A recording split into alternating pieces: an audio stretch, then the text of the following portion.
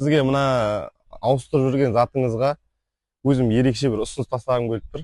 Ерекше дейсіз да? Мхм. Ерекше. Онда былай істейік, сенің ұсынысыңды бірінші көрмес бұрын да мен өзімнің заттарымды бір көрсетіп жіберейін саған. Аха. Не екен? Содан кейін уже ары қарай жалғастырайық. Мына Жақсы. мен постоянно өзіммен бірге жүреді заттарым. Любой уақытта, любой жерде ауыстырып жіберуге арналған ғой енді. Міне, заттарым, қара. Мынау монитор телевизор 70 мыңдікі. Мынау Ray-Ban очки 250 мыңның.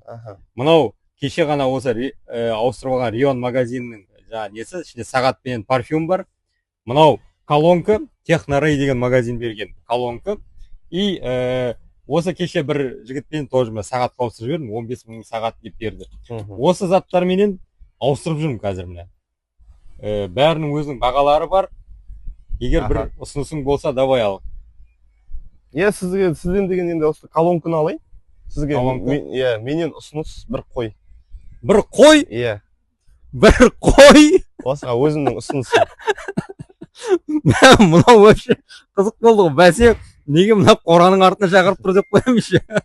Қораны бір көрсетіп жіберші міне. Қораға кіріңіз. Қой қорада ма? Қорада. Ал кеттік, қойын көрейік ал. Саған достар көріңіз қазір, қораның ішіне кіріп көреміз ал.